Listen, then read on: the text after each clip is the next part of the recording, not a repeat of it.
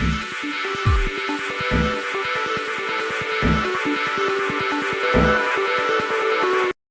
World in Disarray opens your mind to ways that you make the world more peaceful by guiding you through the major changes in global affairs since World War II. Do you feel like the world is a pretty peaceful place right now? Depending on what country you are in, your answer might vary. Residing in the United States, I feel pretty safe here, but not all have that luxury. It seems that everywhere you turn there's conflict and fighting of all kinds, political and military. Although we haven't had a major world war in a while, recent events might make us worry that another one is just around the corner. Everything seems to be in chaos. That's what Richard Haass discusses in his A World in Disarray, American Foreign Policy and the Crisis of the Old Order. This book taught me some chances we have to make our world more peaceful, and I believe it can do the same for you. Hopefully one day the idea of world peace is more of a reality than just an answer in a beauty pageant. Here are the 3 most interesting lessons I got out of this book. 1. Things have been relatively peaceful since World War II because of power balances, nuclear weapons, and economic agreements.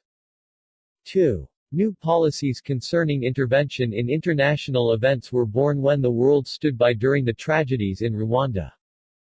3. The 3 major superpowers must thrive and cooperate if we want to have a peaceful world. Let's dive right in to see how our world has gotten into such disarray. Lesson 1: Economic agreements, nuclear weapons, and power balances have all made for a relatively peaceful order after World War II. It seems like not much conflict came up once World War II was over. That wasn't an accident though. A harmony between global leaders and balance of their powers was the start of it. The North Atlantic Treaty Organization, NATO, for example, established an alliance between European nations and North American countries. The purpose for this was to unify military efforts. It set the standard that if any of the nations involved were attacked, they all considered themselves attacked. This made other countries less likely to go to war with any NATO nation. What's more, the U.S. set up the Marshall Plan to support Western Europe to help them against the growing Soviet Union. When West Berlin was blockaded by the Soviets, no fights broke out. Instead, Western nations sent supply drops into the city. As economic interests increased after the war, countries also wanted a way to unite on this also. The Bretton Woods system was born to unite world currency, setting the dollar as the standard by which they would measure everything else. It also set in motion a plan so gold would back up all paper money. Possibly the best deterrent against war though is nuclear weapons. The nations that had them knew the destructive power they had and didn't want to lay waste to much of the world. This made them a lot less likely to engage in any sort of altercation. Lesson 2: The international intervention policies that came as a result of Rwandan tragedies are important but difficult to implement. All seemed well within the Allied nations, but outside there was still work to do. The African nation of Rwanda, for example, saw some rough times without any help from the outside. The Hutu and Tutsi tribes conflict came to a head in 1994 when almost 1 million Tutsi were killed. Sadly, the world's superpowers sat idly by, failing to help out. The power to save hundreds of thousands of people with little military effort was in the hands of other nations who did nothing. This tragedy led to a dramatic change in international relations. The United Nations establishment of the responsibility to protect is just one example. This creed states that sovereign countries are responsible for safety from war crimes and genocide. If a nation fails to protect its citizens or commits these crimes itself, others can intervene to help. And with military power, if necessary. This innovative new idea changed things. It made it possible for a country to invade another, even in cases where that nation hadn't committed crimes against others. Such a power is helpful, but the application of it is difficult. Take Syria's civil war, for example. When the majority Sunni Muslim citizens rebelled against the smaller government, things got violent.